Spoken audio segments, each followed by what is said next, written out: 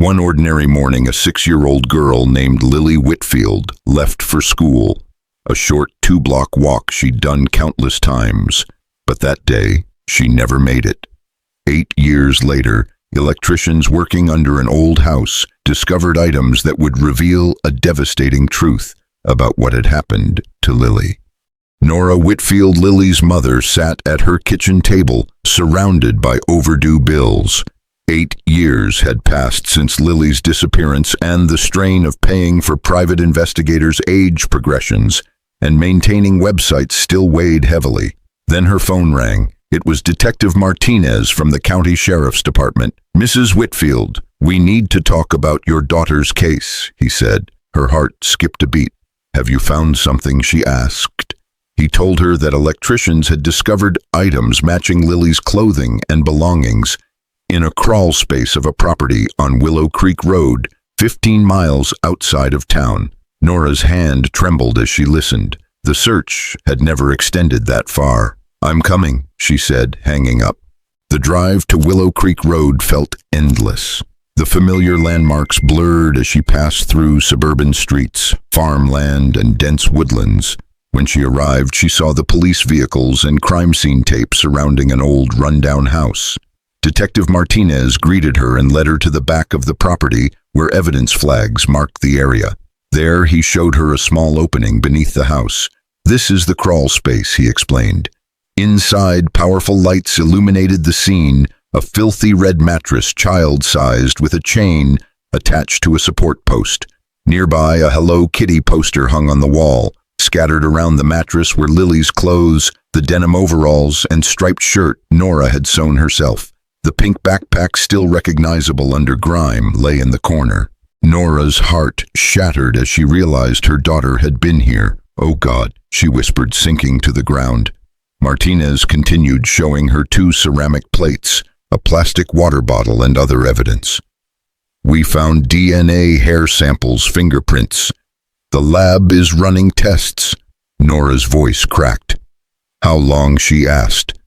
"Based on the wear on the mattress and other signs, we believe she was held here for weeks, maybe months." He paused before adding, "We also found evidence in the main house. Whoever held your daughter had access to the entire property." Nora stared at Lily's clothes. "Who owned this place?" she asked finally. "Frank Morrison. He's been in assisted living for 2 years. The property was rented through a now-defunct company called Riverside Realty. 5 years ago, Riverside Realty went out of business, but we're still tracking down their records." As for the renter, Detective Martinez's expression darkened. "Morrison says it was a long-term lease paid in cash. He only met the tenant once during the showing, described him as quiet, ordinary, always talking about needing storage space. The rent came in cash-filled envelopes, always on time, so Morrison never saw a reason to visit."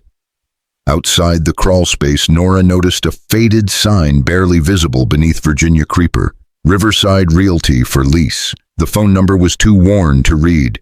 "We're going through everything," Martinez assured her. "The state crime lab's sending more technicians. If there's anything to trace, we'll find it." Nora stared at the house, its empty windows reflecting the afternoon sun. Somewhere in those rooms, Lily had been held. All the while, she'd been printing flyers and organizing searches, and the community combed forests and dragged ponds, unaware that Lily had been 15 miles away, hidden here. "What about the rental payments?" Nora suddenly asked. "There must be records." "We're on it," Martinez replied. "Morrison's nephew's looking through his uncle's papers. The property management records were supposed to be transferred, but—" He shrugged helplessly. "Paper records from 8 years ago aren't always well kept."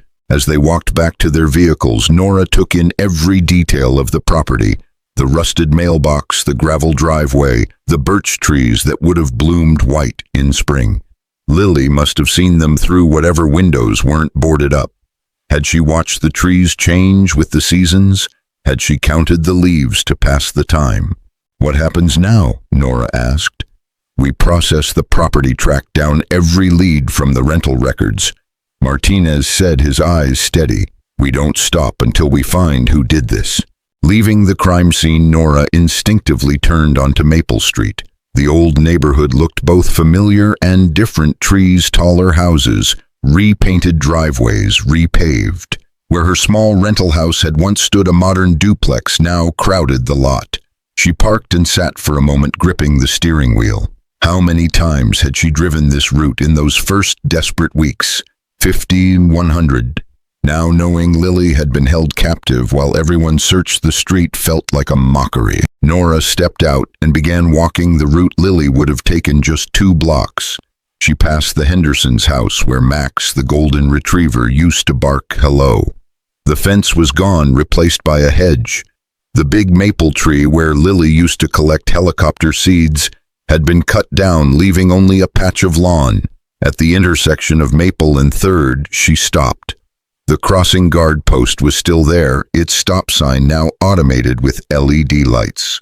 The sun cast the same shadows it had 8 years ago. Nora could almost see Harold Walsh there, his fluorescent vest glowing, one hand on the stop sign, the other waving kids across. He'd been there for years, knowing every child's name, asking about soccer games, handing out stickers to brave kindergartners. The intersection felt hollow without him. At the corner, a small memorial marker caught her eye. A bronze plaque, weathered but clean, surrounded by fresh marigolds, in memory of Lily Whitfield, forever 6 years old. A laminated card bearing familiar handwriting read, "Still praying for answers, Mrs. Chen." Nora's throat tightened. 8 years later, the old neighbor still maintained the small shrine. She gently touched the marker, remembering how Harold had blamed himself for not being there the morning Lily disappeared. For months, he'd organized search parties, printed flyers, and combed the woods calling her name. The weight of the morning's discoveries pressed down on Nora. While Harold was organizing searches, while the whole community had been looking, Lily had been trapped in that crawl space just 15 miles away, close enough to hear the search helicopters, but far from help. Nora turned from the memorial and continued toward the school. She passed the police station where she'd spent so many hours giving statements, reviewing footage, and waiting for updates. She passed St. Andrew's Church, where Father Martinez held prayer services every week for 6 months. Riverside Park, where volunteers checked every bush culvert and hidden space, except it seemed the one that mattered. The elementary school appeared unchanged. The same cheerful yellow paint, though a bit faded. The same playground equipment where Lily had loved the spiral slide. The same flagpole where they'd lowered the flag to half-staff when Lily disappeared. The bike racks stood empty in the afternoon sun. The same racks where Lily would have locked her bike, Nora thought, if she had the chance to grow older. She sat in her car for a moment, gathering strength. Inside the school were people who might remember that morning, who might have some forgotten detail to make sense of what happened. The crawlspace discovery had raised new questions, and Nora needed answers. The school's main entrance still had the heavy wooden doors, now with a buzzer for entry. ChatGPT said Nora pressed the buzzer, identifying herself to the secretary. The electronic lock clicked open, and the hallway smelled exactly as she remembered: floor wax, cafeteria food, and that unmistakable scent of childhood energy. Her footsteps echoed on the polished linoleum as she walked toward the main office. A young woman emerged from the principal's office, extending her hand with a professional smile that softened when she recognized Nora's name. "Mrs. Whitfield, I'm Dr. Sarah Coleman. I've been expecting someone might come by after this morning's news. Please come in." Dr. Coleman was no older than 35, with neat auburn hair and kind eyes behind stylish glasses. Her office was organized yet welcoming: children's artwork on the walls, a small Zen garden on the windowsill. "I want you to know," she began, settling behind her desk, "that although I've only been here 3 years, I'm very familiar with Lily's case. Her memorial plaque in the hallway ensures we never forget. You weren't here when Nora started. No, I took over when Principal Morrison retired, but I've read all the files, and the staff who were here have shared their memories. It affected everyone deeply." Dr. Coleman turned to her computer. I understand you might want to know about staff members from that time. I can access our employment records. The district digitized everything 5 years ago. Her fingers flew across the keyboard, pulling up spreadsheets and personnel files. This might help. I'm showing 12 employees who left within 2 years of Lily's disappearance. She angled the monitor so Nora could see. 3 teachers took early retirement. Mrs. Gonzalez, Mr. Peterson, and Miss Kumar. 2 transferred to other districts. Miss Williams, the art teacher, went to Riverside Elementary and Coach Bradley moved to the middle school. The head janitor, Carl Brennan, left after a background check revealed an old assault charge that the district had missed initially. Nora leaned forward. An assault charge from his 20s. A bar fight that got out of hand. It should have shown up in his initial screening, but there was some confusion with his records. When it came to light during a routine recheck, the district had to let him go. Dr. Coleman scrolled further. 2 cafeteria workers, the Jennings sisters, moved out of state. Our music teacher, Mr. Yamazaki, passed away from cancer about 18 months after the incident. Harold Walsh retired from his crossing guard position 13 months ago. That's a lot of people leaving, Nora observed. Dr. Coleman nodded thoughtfully. It was an unusually high turnover rate. The trauma of losing a student, especially under such circumstances, takes a toll on everyone. Some people just couldn't face coming back to work every day.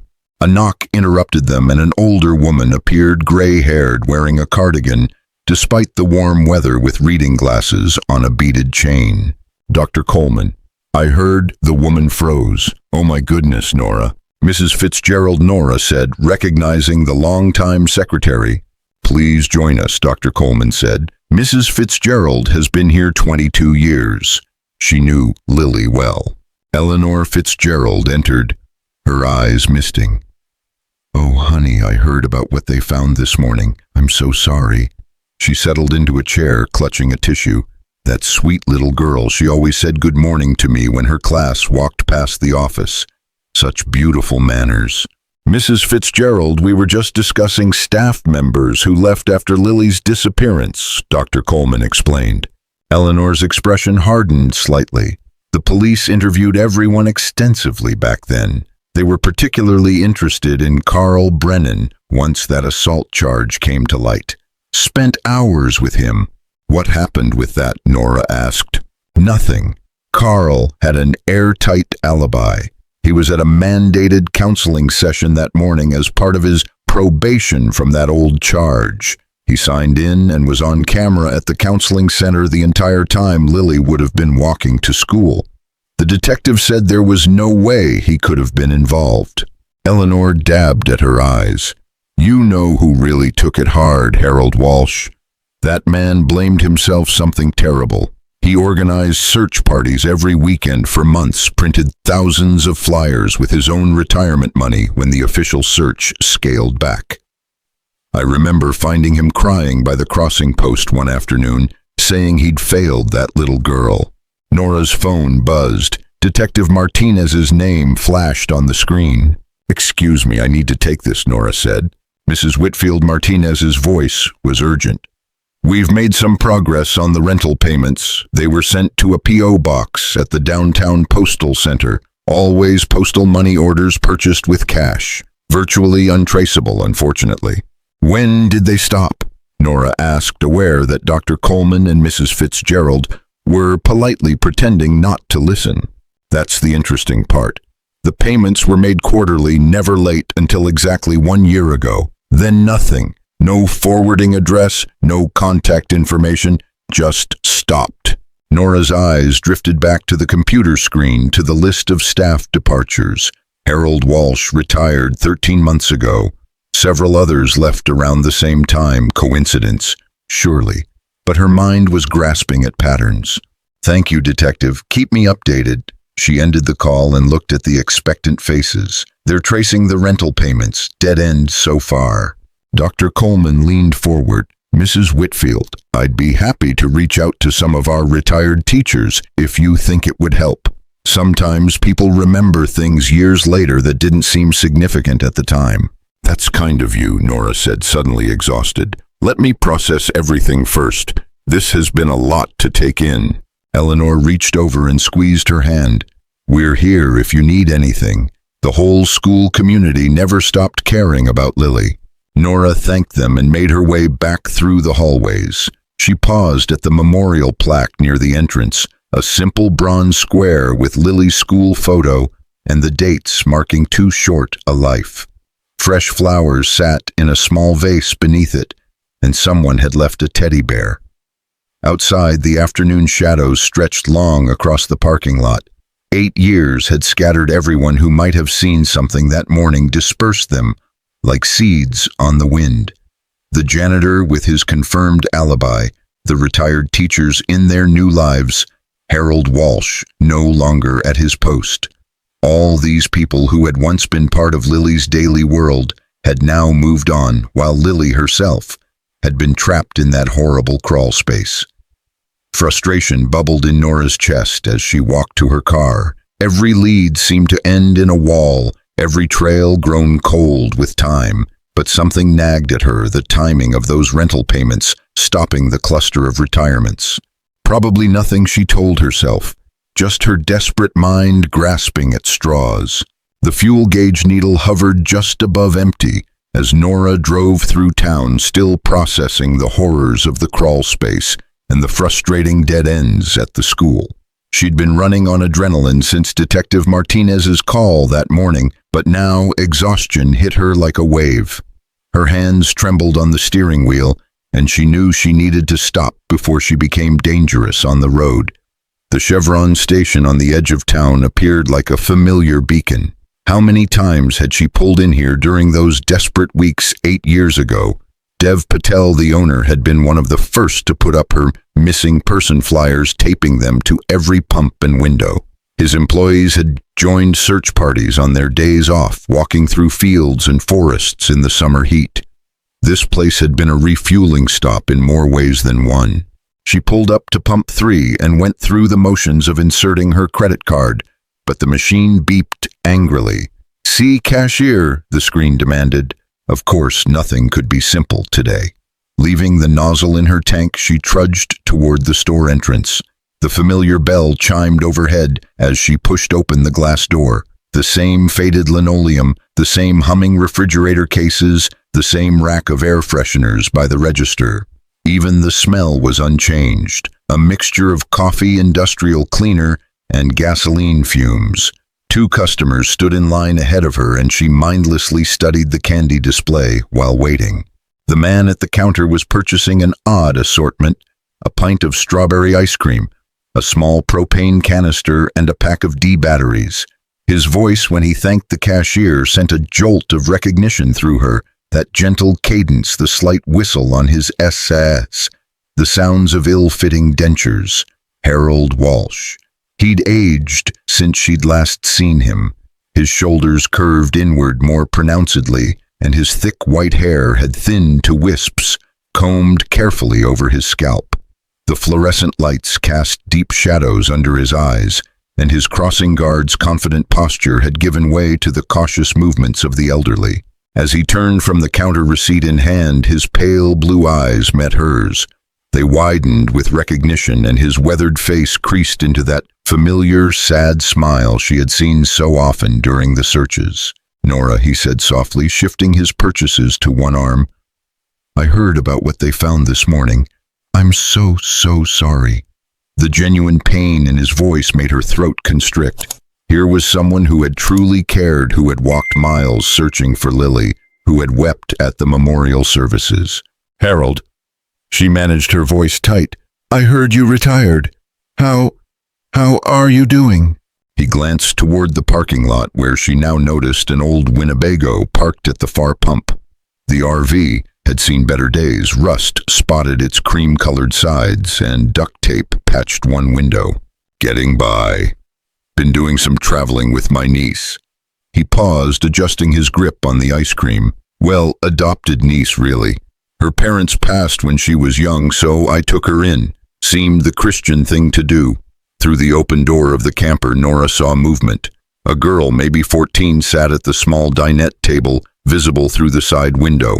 Long blonde hair pulled back in a ponytail around her face, more like Lily would have wearing a faded blue t-shirt. The girl was focused on something, perhaps a book, absently licking an ice cream spoon. "That's wonderful of you," Nora said, meaning it. After losing his wife to cancer decades ago, Harold had never remarried. She'd assumed he was alone in his retirement, taking in a child at his age. What a commitment. "Family is family," Harold said, simply moving toward the door. Nora followed, oddly comforted by this unexpected encounter with someone who had shared her loss. "I'd love to meet her," Nora said as they stepped into the afternoon heat. "It's nice to think of you having company after everything." She trailed off, walking alongside him toward the Winnebago. The change was instant and jarring. Harold's shuffling gait suddenly quickened. His shoulders went rigid and he stepped sideways, putting himself between Nora and the camper. "She's very shy with strangers," he said, his previous warmth evaporating like morning dew. "We really need to get going. Long drive ahead." "Oh, I didn't mean to intrude," Nora said, taken aback by his sudden coldness. "I just thought—" "Sarah, get away from the door," Harold called sharply, practically jogging the remaining distance to the RV. The girl looked up confused, and in that brief moment Nora's breath caught. The freckles. Even from 20 feet away, even in the shadow of the camper, that distinctive pattern was visible, a perfect triangle of 3 freckles on the bridge of her nose, with 2 smaller ones forming a line below. Not scattered randomly like most children's freckles, but a specific constellation that Nora had kissed goodnight thousands of times. Harold was already at the camper, yanking the door shut with a bang that made the girl jump. Through the window, Nora saw her mouth move, asking a question, perhaps before Harold's hand pressed her away from the glass. He climbed into the driver's seat without a backward glance, starting the engine with a roar of black exhaust. Harold, Nora called, but the Winnebago was already moving, pulling away from the pump with the gas hose still connected to his tank. It popped free with a metallic clang, the safety valve shutting off the flow as the hose recoiled. Harold didn't stop, didn't even slow down, just accelerated onto the highway heading north. Nora stood frozen in the parking lot, watching the Winnebago disappear around the curve. The cashier had come out shouting about the damaged pump, but his words were just noise. All Nora could see was that pattern of freckles, that unique constellation that the forensic artist had carefully replicated in every age progression photo. She was being paranoid. 8 years of false sightings had trained her to see Lily everywhere. The girl looked nothing like her daughter would. Wrong coloring, wrong build, wrong everything, except those freckles. And Harold's reaction, the gentle old crossing guard who had organized searches, who had wept at memorials, had practically fled rather than let her near that girl.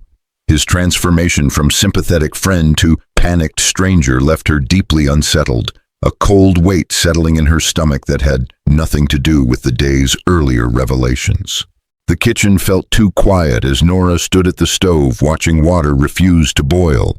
She had pulled out a box of pasta 20 minutes ago, but her hands kept stilling, her mind drifting back to that gas station encounter. The pot sat forgotten as Nora stared out the window, her mind fixated on that fleeting glimpse of freckles across the teenage girl's nose. She forced herself to move, dumping pasta into water that was barely simmering. The girl looked nothing like Lily would look now, wrong hair blonde where Lily's had been a rich red-brown. The girl had a heavier build while Lily had been slight, almost elfin, with a completely different facial structure. Thousands of girls had freckles, millions. She was doing what she had sworn to stop doing years ago, seeing her daughter in every young face. But Harold's reaction, the pasta water boiled over, hissing against the burner. Nora yanked the pot off the heat, not bothering to clean up the mess. That transformation from sympathetic old friend to panicked stranger played on repeat in her mind. The way Harold had practically shoved the girl back, slammed the door, and fled with the gas hose still attached. That wasn't grief making someone protective. That was fear. Abandoning the pasta entirely, she reached for her phone. "Detective Martinez," she said when he answered. "No bother, Mrs. Whitfield. What can I help you with?" She tried to keep her voice casual, reasonable. "I was wondering, during the original investigation, was Harold Walsh ever looked at the crossing guard?" She heard typing, the click of a mouse. "Let me pull up the old files. Harold Walsh, age 70 at the time. Yes, he was interviewed along with all school personnel. Clean background check, no criminal history, not even a parking ticket. 30-year reputation as a devoted school employee. Says here he was devastated by the disappearance and organized multiple search parties." More clicking. "Is there a reason you're asking about him specifically?" Nora hesitated. How could she explain a feeling, a pattern of freckles, a moment of strange behavior? "I ran into him at the gas station today. He has custody of a young girl now. Adopted niece," he said. "He just seemed oddly defensive when I tried to meet her, practically ran away." Martinez's voice softened with understanding.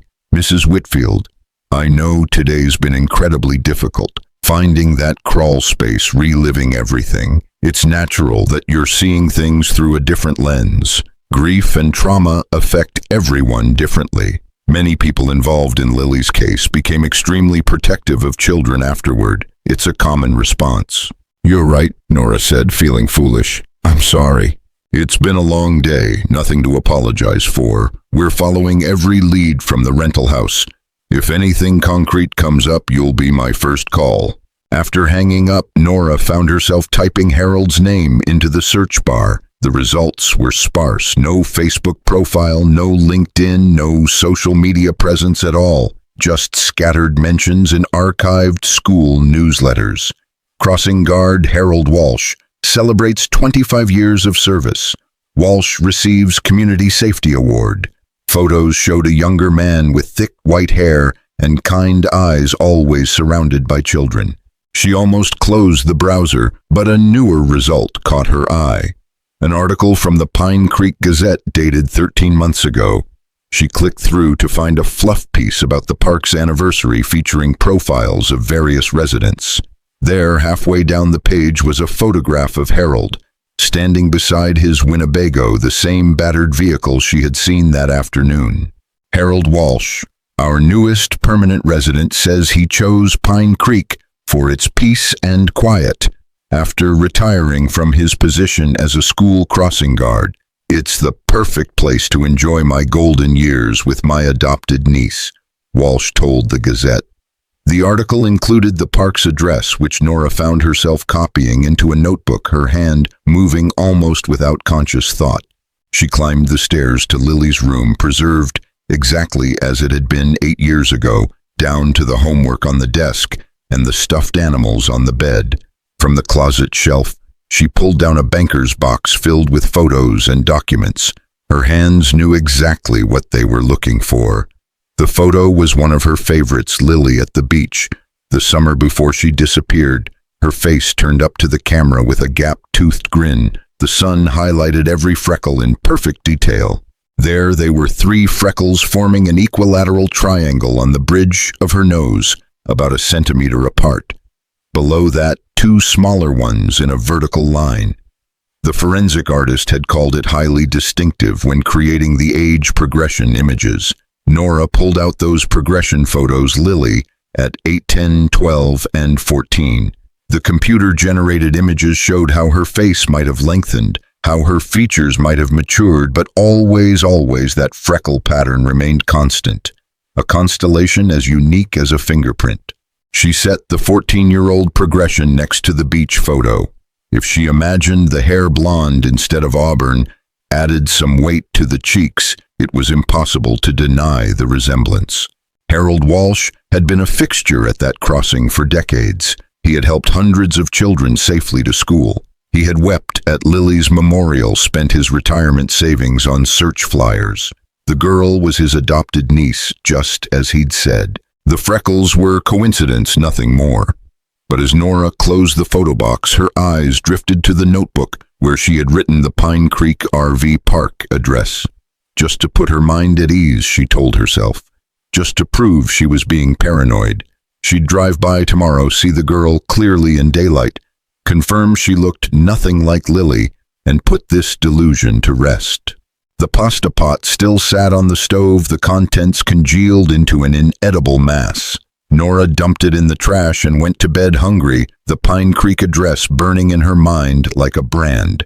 Sleep was impossible. Nora lay in bed, staring at the ceiling, seeing that constellation of freckles every time she closed her eyes. By 4 in the morning, she gave up pretending and made coffee, sitting at the kitchen table with the Pine Creek RV Park address circled in her notebook. By 5:30, she was in her car, telling herself she was just going for a drive to clear her head. The RV park sat on the outskirts of town where development gave way to pine forest. A modest sign marked the entrance: Pine Creek RV Park. Weekly, monthly, yearly rates available. The early morning sun cast long shadows across neat rows of recreational vehicles, from massive luxury motorhomes to modest travel trailers. A few early risers walked small dogs or sat under awnings with coffee cups. The office was a double-wide trailer with flower boxes under the windows. A bell chimed as Nora entered, and a woman in her 50s looked up from a crossword puzzle. Her name tag read Deb Manager, and her face lit up at the prospect of a potential customer. "Good morning. How can I help you today?" "I'm interested in monthly rates," Nora said, surprising herself with how easily the lie came. "For a small RV. I'm going through a transition." "Oh, honey, aren't we all?" Deb said warmly, pulling out a colorful brochure. "We've got several spots available. Let me show you around. I always say you can't get a feel for a place without walking it." They strolled down the main path, gravel crunching under their feet. Deb kept up a steady stream of chatter, pointing out amenities. The laundry facility, the communal fire pit, the shower house for folks with smaller rigs. She introduced passing residents with the ease of someone who knew everyone's business. "That's Robert in Space 12. Retired Navy, makes the best barbecue you've ever tasted. The Hendersons in Space 20 just had their first grandchild. They're over the moon, and way down at the end there, Space 38. That's Harold Walsh, keeps to himself mostly." Nora's pulse quickened. "Seems like a nice mix of people." "Oh, it is. Harold's a quiet one, though. Keeps odd hours, often gone during the day. Sweet girl he's got with him. They've been here about a year now." Deb lowered her voice conspiratorially. "He homeschools her, says the regular schools don't challenge her enough." "Must be true. I've seen her reading college-level textbooks." Nora observed Harold's dedication, but Deb's words echoed in her mind. Family is everything. Deb left her to explore the park while they discussed rates and availability. Nora wandered down the path, feigning interest, as she reached the far end near Space 38. The secluded spot was shielded by a makeshift fence of lattice panels and blue tarps with a small awning and folding chairs beside the RV. As she moved closer, she heard an unfamiliar melody coming from inside a tune someone was improvising. She noticed a gap in the curtains and peered through, seeing a blonde girl bent over a sketchbook at the dinette table. Ice cream melted beside her, dripping on her arm. Nora's heart stopped. The rash, the same localized reaction Lily had from strawberries when she was little, an angry red welt near the elbow, the same as before. She backed away from the window, trembling, and called Detective Martinez, telling him about the rash. "You're certain?" he asked, his calm demeanor cracking. "I watched it happen. Same rash, same spot. It's Lily." "Where are you?" he pressed. "Pine Creek RV Park, Space 38.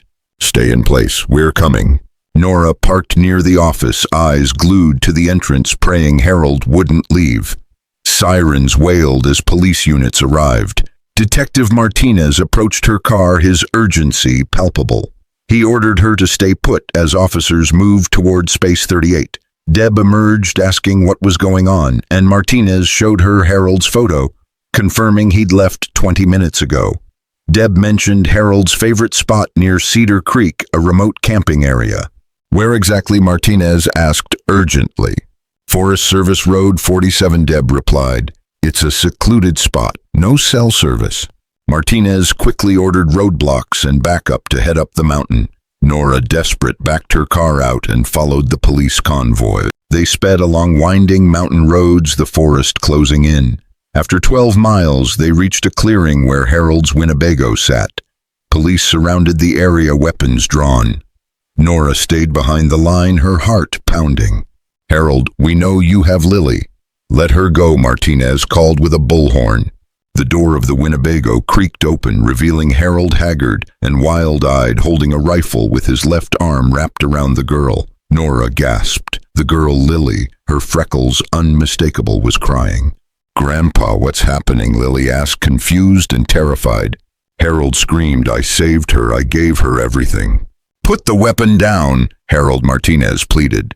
Harold shouted back, "I'm her family now. You can't take her." Suddenly, an officer's radio crackled and Harold flinched. In that brief moment, Lily broke free and ran toward the police. Nora screamed as Harold swung the rifle toward her. Officers dove forward, tasering Harold. Before he could pull the trigger, he collapsed, sobbing on the ground. The rifle was kicked away and officers swarmed, securing Harold as Lily ran into the arms of safety. Thank you for watching the whole video.